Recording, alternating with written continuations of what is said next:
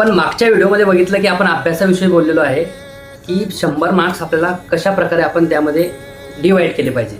तर आता गणित, मराठी व्याकरण आणि बुद्धिमत्ता याच्यात जर 75 मार्क तुम्हाला पडत आहेत तर त्याकडेच फोकस का नाही दिलं पाहिजे? कारण बरेच मुलं काय करतायत, जे 25 मार्क पडणार आहे सामान्य ज्ञानमध्ये, तर त्यामध्ये अभ्यास कराच, पण त्याकडे किती अभ्यास केला तरी त्यातील 2 मार्कांना जे प्रश्न आहेत आपल्याला काही माहीत नाही आहे। परंतु तुम्हाला मराठी व्याकरणमध्ये 25 जे मार्क आहे ते व्याकरणच आहे, म्हणून तुम्ही त्याचा एक क्लासही जॉईन केला तरी चालेल, किंवा तुम्ही तुमच्या अकॅडमीमध्ये अभ्यास करताय तोही चांगला आहे, किंवा काही नोट्स असतील त्याचप्रकारे गणित आणि बुद्धिमत्ता हे जे विषय आहेत तुम्ही याच्यावरती असा फोकस ठेवा की त्यातले तुम्हाला 50 मार्क्स हे पडलेच पाहिजे। 50 ते 60 बी म्हटलं तरी चालेल।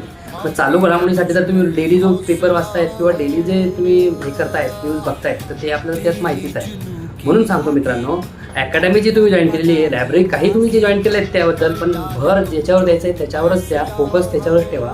आता जर आपल्याला जिल्ह्यावाईज जर अभ्यास करायचा असेल, तुम्ही ज्या जिल्ह्यामध्ये उतरणार आहात त्या जिल्ह्यामध्ये काय विचारलं जाते, त्या जिल्ह्याची स्थापना केव्हा झालेली आहे, त्या जिल्ह्यामध्ये काय प्रसिद्ध आहे, पर्यटन स्थळे कोणती आहेत, किंवा त्या जिल्ह्यामध्ये कोणत्या नद्या आहेत, म्हणजे त्या जिल्ह्याविषयी पालकमंत्री कोण आहेत, म्हणजे त्या जिल्ह्याविषयी तुम्ही थोडी माहिती जाणीव करून ठेवा। महाराष्ट्रात जे जिल्हे आहेत त्या जिल्ह्यांविषयी तुम्ही थोडी माहिती ठेवा, विषय त्या ठिकाणी मग संपतो। दुसरी गोष्ट आहे तुमची बुद्धिमत्ता। बुद्धिमत्ताला तर तुम्ही जॉईन केलेलं असणार आहे अकॅडमी वगैरे, किंवा काही मागच्या जे रेफरन्सचे जे प्रश्नपत्रिका आहेत त्याचा रेफरन्स घेऊन तो अभ्यास करा। बुद्धिमत्ता ही खूप म्हणजे इझी आणि चांगला विषय आहे माझ्या मते तरी, म्हणून त्याचे मार्क्स तुम्ही सोडू नका।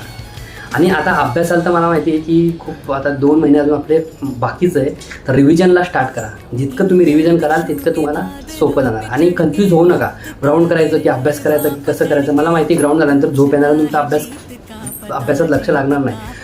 तसं होत असलं तर काळजी करू नका। तुम्ही तुमचं त्या प्रकारे जर काही प्रॉब्लेम येत असेल तर तुम्ही झोप आधी व्यवस्थित घ्या, 6-7 तासाची, म्हणजे मेडिटेशन करा। आणि मेडिटेशन झाल्यानंतर बघा माइंड पण फ्रेश असणार, आणि सहसा करून लायब्ररीत अभ्यास करा, किंवा अकॅडमी जॉईन केली असेल तर अकॅडमीत करा। दुसरी गोष्ट, पुढच्या व्हिडिओमध्ये तुम्हाला काही टिप्स देणार आहे मी, ते आपण बघूया। आणि त्या प्रकारे मला जे नोट्स आहेत त्या नोट्स काढून मी तुम्हाला नक्की शेअर करणार आहे। आपण पुढच्या व्हिडिओत नक्की भेटूया। जय हिंद, जय महाराष्ट्र।